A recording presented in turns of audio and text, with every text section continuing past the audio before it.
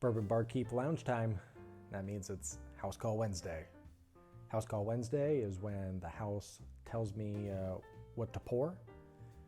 Not like the name, but the number, because it's blind. And I pour the bottles into the glasses, and I taste them, and I score them. And I try and be as fair and unemotional as possible. And sometimes the unemotional is not possible. So we'll see how this one plays out. While we dive into glass A, when I say we, I mean me, sadly. I wish that you could. Go ahead, subscribe. That does mean that you're out there, and it's not as bad as what I think it is sometimes. So once again, it's always a high bar here at the Bourbon Barkeep Lounge. We got glass A here. Let's see what we got. Oh yeah, like that nose. That's like a vanilla custard. Like there's just a rich creaminess behind it. It's like a overripe banana sliced, and as pretentious as that sounds, it's a smell. So go smell an overripe banana. It's sweeter, I promise. It's a really nice, gotta go nutmeg, like a dark cherry, maybe even a blackberry. I really enjoy this nose. It smells like it has some meat to it, so let's get on the palate and see. Cheers.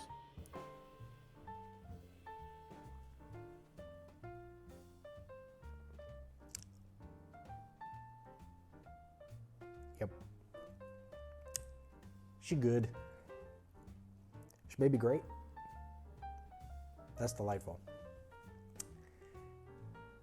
Has a great finish, lingering, good hug, not overpowering, but it's there. It's just a good snuggle in hug. I like that a lot. The oak comes through on the palate a bit more, but man, does it linger on the tongue, mouth watering. The cherry is still there, some chocolate. Yeah, I enjoy that pour quite a bit. Not overpowering either. So let's see if sip 2 has a little bit more added depth. Blast of maple syrup, probably some cinnamon in there. Couldn't go black pepper, it's just not hot enough. But it does have that nice little zap to it. So I'll go cinnamon. A little bit of graham cracker. The chocolate's still there. That's a really nice pour. If I had to poke a hole in it, just a touch of bitterness in the back. You know, it could be that barrel char that's really kind of coming through. I don't know the age on this. Proof is present. That's about all I got. You know, do you put yourself out on the ledge and be like, it is? But it is over 100. And even that, 99%. I enjoy that quite a bit. Glass B has quite the high bar to jump through at this point, but we'll see. I mean, who are we to doubt Glass B before we even sniff, you know? So let's do that. Glass B is here to play. That is ultra rich sweetness. Marshmallow, immediate marshmallow. Chocolate. If there's not graham cracker, I'm going to be upset.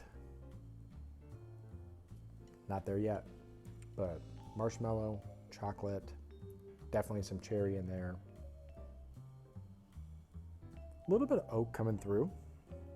I don't know if this is older or not, but the oak seems to be a little more present on Glass B. Very syrupy. Yeah, I'm excited to see what this one is too.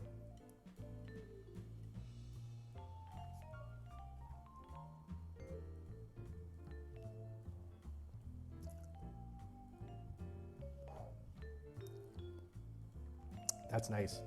That's desserty. Lingers. Very smooth. I wouldn't say much smoother, but smoother than Glass A. Palate-wise, I love it. Oily, velvety, if you will. Maybe like just a nice cinnamon roll. Like you kind of have that nice sweet bread. Cinnamon is there with the vanilla icing. I don't know if I would sit there and say chocolate like I did on the nose, but yeah, that's a dessert pour, and I am here for it today. Let's see what Sip 2 has. Sip 2 is nice. It actually did develop a bit more to where it's almost like a salted caramel. Like there's a little bit of bitterness in the back, like on Glass A, but this one comes across more salty than bitter or barrel char, if you will. So I'm gonna give it like a salted caramel, slap it on some dark chocolate, and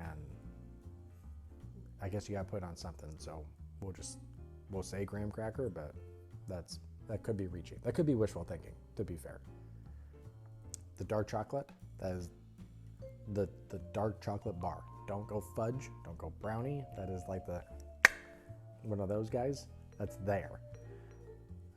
Yeah, this is very good. I could see how someone would pick Glass A.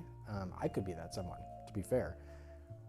It has a little more heat, a little more meat to it, if you will, whereas Glass B is going to go more marshmallow chocolate, desserty, smooth, the finish. It's not as, the Kentucky hug isn't as there. You're not nestled, there's none of that.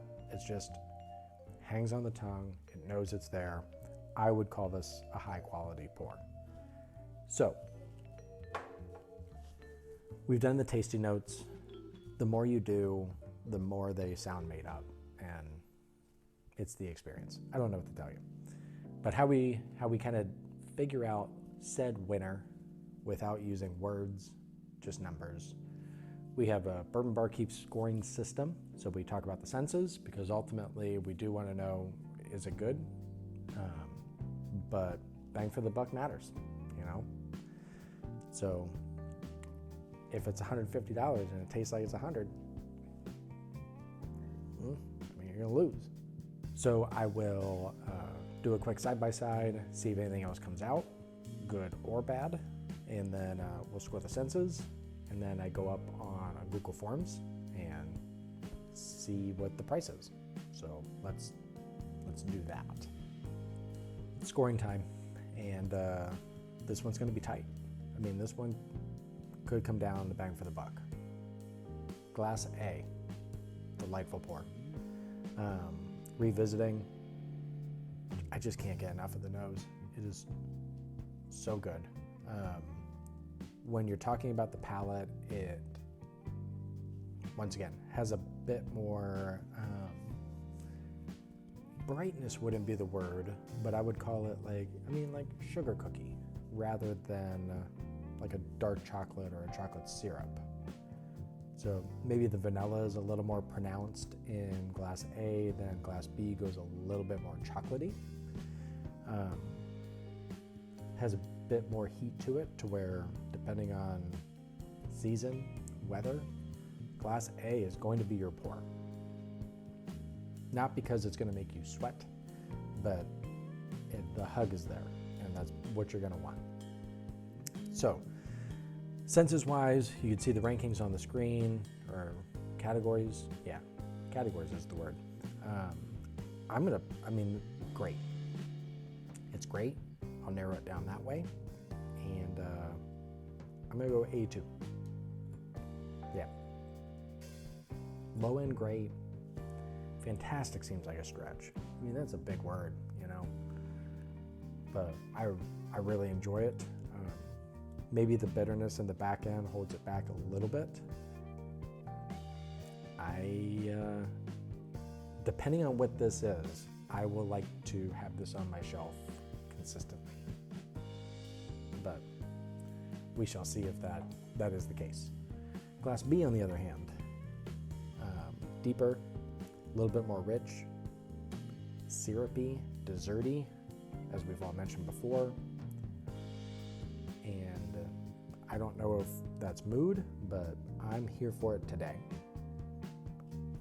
And it's just slightly here for it more than Glass A. I think this one having that less, whether it's barrel char, bitterness, whatever you want to call it, that is smoothed out to where I'm going to go 83. It's just one step above. Yeah. I don't know how close I can get to fantastic on this one, but it's really good. And I could see how someone,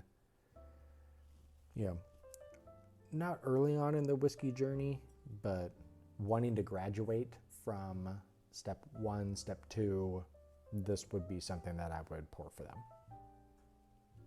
Yep. Especially, that's just a great nighttime after dinner pour. Loved it.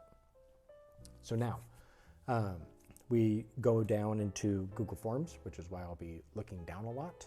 And I do like giving a plug to Whiskey and Stuff. They were the ones that kind of gave us the template, gave us some advice on how to work it. So fantastic people, fantastic channel. If you have not checked them out, definitely give them a look.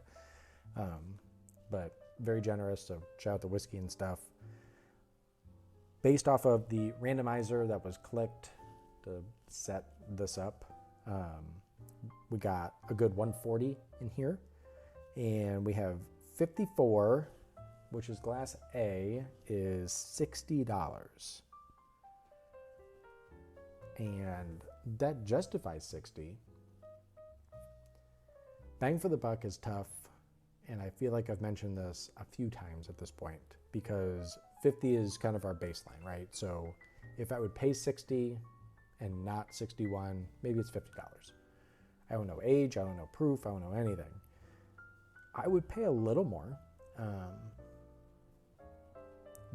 In today's whiskey times, that's a little easier to say because everything is just so damn expensive. If you told me it was 65, I would still keep it. I mean, it's $5 besides a Wendy's meal. 70, you're stretching me a little bit, So knowing I wouldn't go up to 70-ish, we'll just go 55. I mean, it's really good. With inflation, if it went up, I would want it. If they're gonna hike it up $15, $20 more, I'm out. But it is really good. Glass B, on the other hand, I enjoyed a little bit more. Let's see, looks like that one is $56. Cheaper pour, here for it. Scored better, even more here for it. So I'm obviously willing to go up to 65, 70, maybe, I don't know. We'll just go 60 on the bang for the buck scale, because I realize these numbers between dollars and scoring could intermingle, and we don't need that. So bang for the buck is 60. So before announcing to me, because what this battle actually was, I do know that Glass B had the better senses. Glass B also had the better bang for the buck. So, winner, bye. Let's see what they were. Let's see. So in Glass A, yeah, okay. So when bourbonbarkeep was setting up the blinds, if you will, blind combos, apparently younger Curtis had the idea of, hey, let's just come up with a custom one. Because what we're tasting, once again, news to me, Old Forester 1920 in Glass A, but in Glass B, it's Old Forester 1915, which doesn't exist on shelves. And I don't mean that in the sense of it's a unicorn. So for those of you that do not know, you take 1 ounce, could be 2 if you're ready for it, but let's say 1 ounce of Old Forester 1920 and 1 ounce of Old Forester 1910, and you pour them into here. And you do this, you swish, and you swish, and you swish. A few more times, you swish, and then they intermingle, which you do want here, and you sip it. And it's really good. I don't know if I would say, is it better than 1920? I don't know, but there's definitely a place for it. If you're Old Forester, and people know about it, you could make a buck off of it, I can tell you that.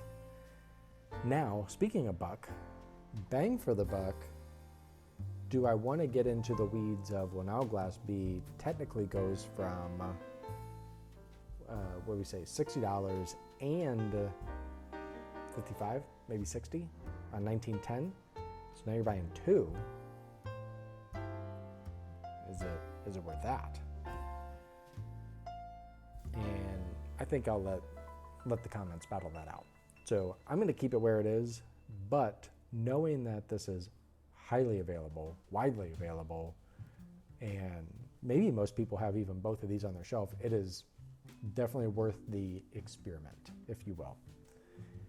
Do I think that I am a good blender in the whiskey world? No. Can I do that one? Yep, nailed it. So you can as well. I enjoyed that one. Nice surprise. Not one that I thought would pop up, but happy it did because it's really damn good. So you're welcome to mix your whiskey and see how it turns out. Let me know if there's another blend that I should try. Probably not on here because that defeats the purpose of the whole blind thing, but we'll see. Let's see, wrapping up, I think that's it. We'll run back the like and subscribe. You all haven't even stuck around this long, so here we are. Get to blending. Cheers.